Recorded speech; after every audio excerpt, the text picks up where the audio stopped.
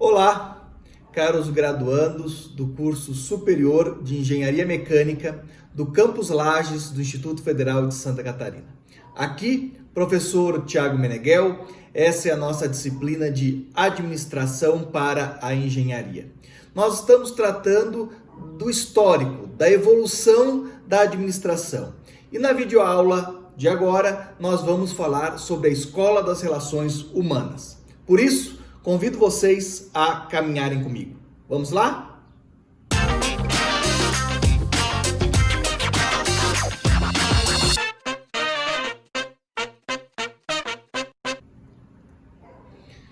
Bom, em videoaulas passadas, nós já falamos sobre uma grande parte da evolução da administração ao longo da história.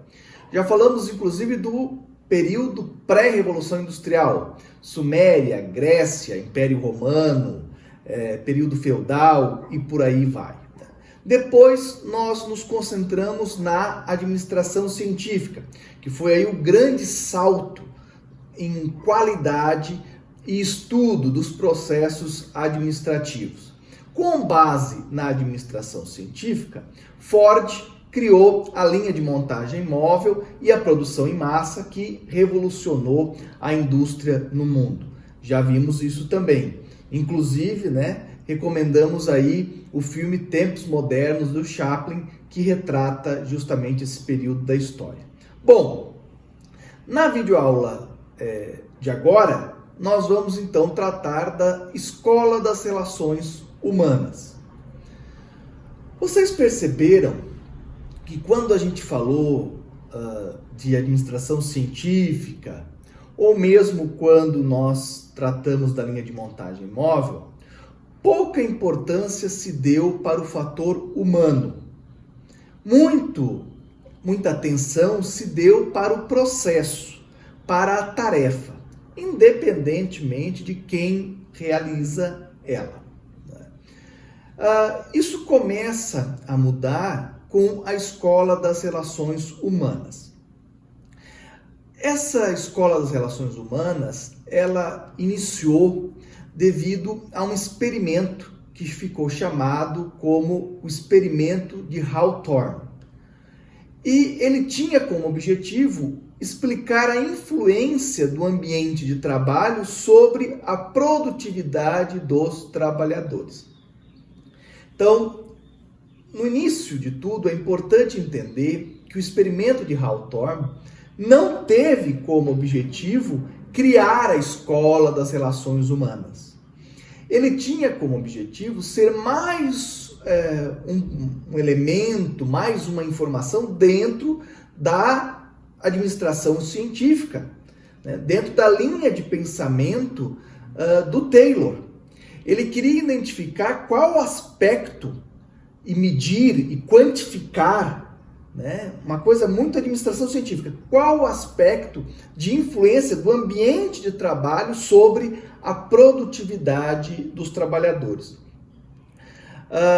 Esse experimento ele foi feito entre 1927 e 1933 pelo professor Elton Mayo. Claro que não só por ele, ele era aí o líder desse grupo de pesquisa, mas ele era um professor de Harvard que tinha aí uma linha de pesquisa e queria fazer esse estudo. E o principal elemento que o Mayo queria entender era a iluminação do ambiente de trabalho. Então, mais do que o ambiente de trabalho de forma geral, o que o Elton Mayo queria saber era a potência de iluminação. Vocês lembram lá que o Taylor, estudou muito tempos e movimentos. Então, estudou quanto de produtividade se aumentava se o trabalhador ficasse num determinado posto de trabalho, não se deslocasse pela fábrica, tivesse as ferramentas ao alcance das mãos e por aí vai. Aquela questão de ser especializado, e por aí, e outras questões que nós vimos em videoaulas anteriores. O que o Mayo quer estudar agora será que se esse local onde o trabalhador fica, esse posto de trabalho onde ele fica e trabalha, se ele tiver mais escuro, Será que isso torna o trabalho mais lento? Ou se ele tiver muito claro, muito iluminado, aí é que o trabalho se torna mais lento. Então, se eu aumentar a iluminação desse local, será que o trabalhador produz mais? Se eu diminuir a iluminação, será que isso tem algum impacto? Era isso que a pesquisa do Maio queria estudar. Ele foi feito numa indústria da área elétrica. E o que o Maio fez? Ele tinha uma linha de produção, né? Vocês estão vendo aqui as imagens no nosso slide. Então tinha uma linha de produção gigantesca, onde as pessoas ficavam trabalhando. E dessa linha de produção, ele tirou 2 grupos, que eram grupos menores, grupos pequenos, né? Onde ele ia fazer aí a pesquisa. Então esses grupos eram formados por 6 pessoas, 6 mulheres, né? E um grupo era aquele grupo que ele chamava grupo de controle. A iluminação ia ficar estática. As questões relacionadas ao ambiente de trabalho iam ficar estáticas. E no outro grupo, a iluminação, então, ia ser diminuída, ia ser aumentada. Claro que as mulheres não sabiam disso. Elas não iam ser informadas que hoje a iluminação delas estava mais baixa, essa semana a iluminação delas ia ser reduzida, que na outra semana a iluminação estaria mais alta. A única coisa que foi pedida às mulheres é que elas trabalhassem normalmente. E será o que é que aconteceu? Vamos ver isso um pouco melhor.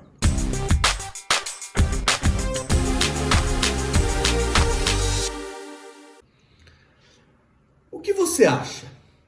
Você acha que esses grupos, com uma iluminação mais forte, trabalharam mais, com iluminação mais baixa, trabalhavam menos? O grupo de controle trabalhou mais ou menos em relação ao grupo de teste, né, onde a iluminação variava?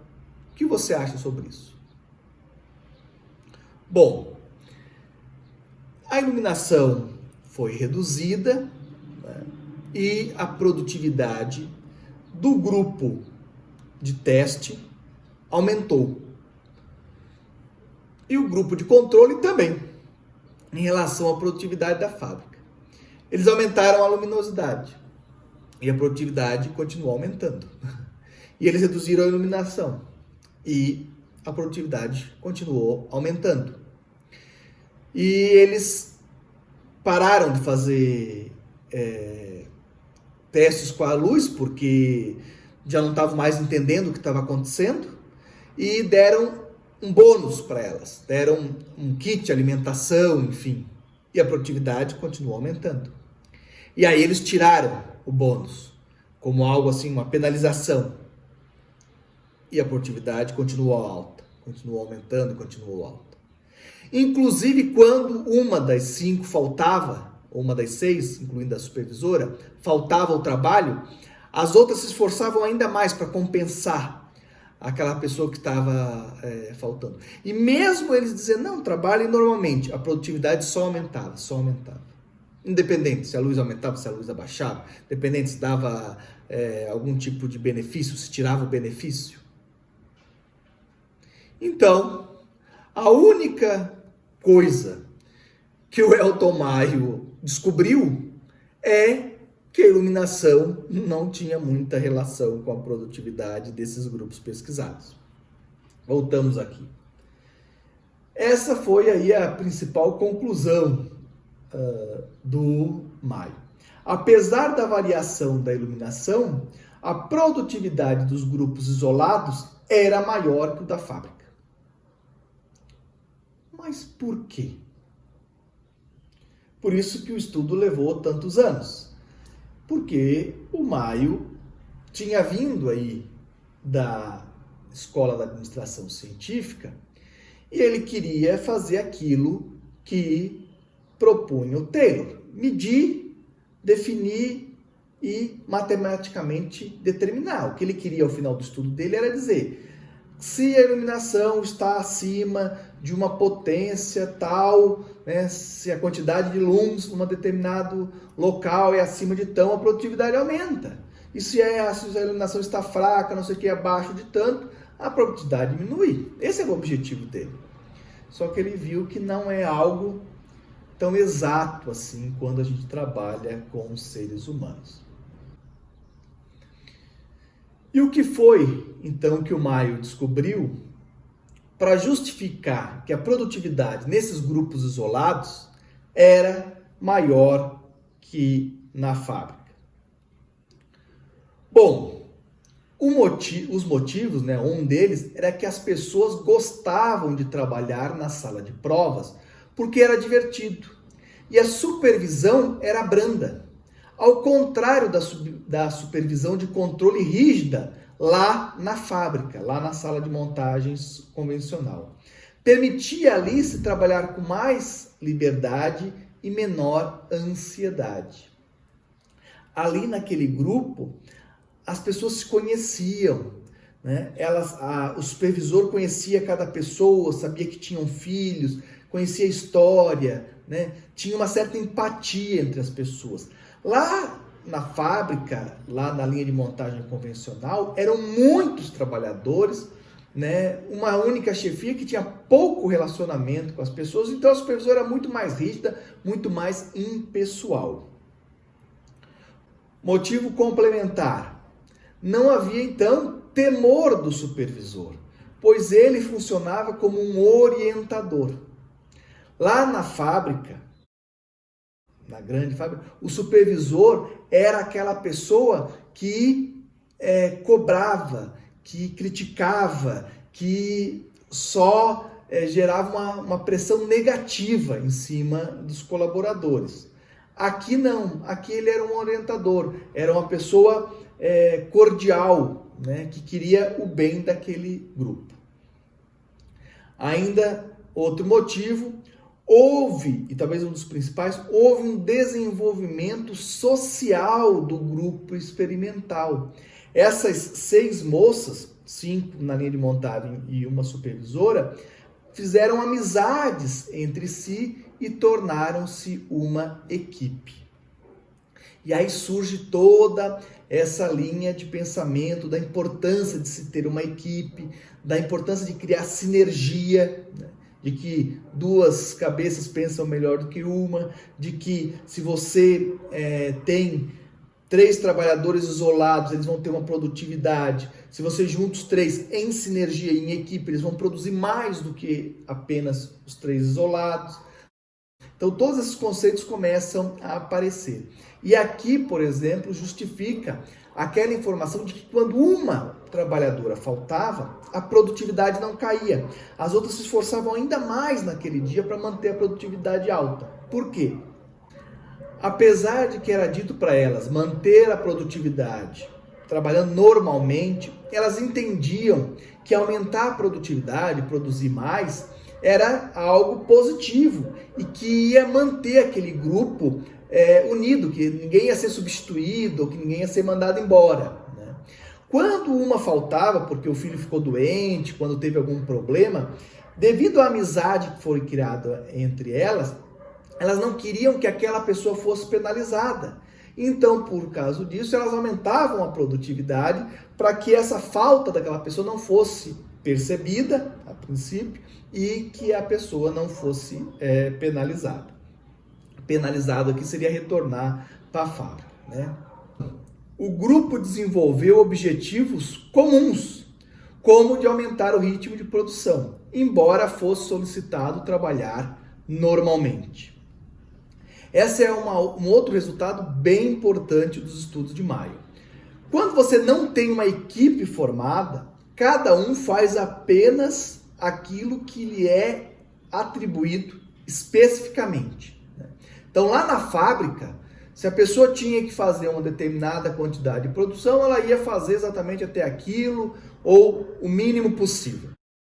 Agora, quando você cria uma equipe, essa própria equipe começa a ter objetivos em comum.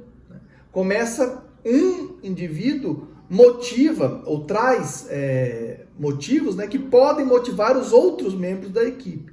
E aí eles começam a criar objetivos dentro da equipe. E, nesse caso específico, elas entenderam como algo importante aumentar o ritmo de produção para manter a união da equipe, e isso foi algo percebido.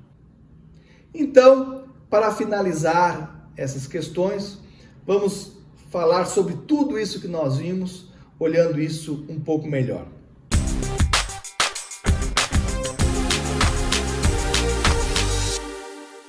Os motivos que nós vimos aqui tem relação à equipe, tem relação à liderança, tem relação à formação de amizade, mas a grande questão que tem que ser observada é que são questões relacionadas a fatores emocionais, fatores humanos, fatores de grupo, e não a fatores objetivos do local de trabalho, da iluminação, da onde está a ferramenta, de ser peça padronizada, de o trabalhador ser ou não ser especializado numa determinada tarefa e por aí vai. Então, por isso que se cria uma outra escola, uma outra linha de estudos administrativos, diverso da administração científica. A administração científica, ela foca na tarefa, na ferramenta, no processo. A escola das relações humanas foca nos elementos humanos, nas questões do indivíduo, de quem executa a tarefa. Então, aí nós temos dois focos diferentes. Se você vai fazer um estudo, uma análise mais focado na tarefa que precisa ser feita, né, naquele determinado processo, você está mais alinhado à administração científica. Mas claro que aqui no processo também tem pessoas, mas esse não é o foco principal. Se você até vai utilizar um determinado processo e por aí vai, mas você vai querer entender um pouco mais questões relacionadas à motivação, a questões humanas, a equipe, a desenvolvimento de relacionamento, a liderança e por aí vai, você está mais alinhado com os pensamentos da escola das relações humanas. Hoje, obviamente, nós sabemos que não é nem uma coisa e nem outra coisa. Isso tudo precisa estar muito alinhado. Quem alinha muito isso, evolui os conceitos da administração científica, mas utiliza muito também os conceitos da escola das relações humanas, da criação de equipes autogeridas e por aí vai, é o sistema japonês de administração. Mas o sistema ou modelo japonês de administração, ou sistema Toyota de produção, é assunto para nossa próxima videoaula. E eu aguardo todos vocês para a nossa última videoaula sobre esse tema da evolução da gestão ao longo do tempo, falando sobre o modelo japonês de administração. Até lá, um grande abraço a todos. Tchau, tchau.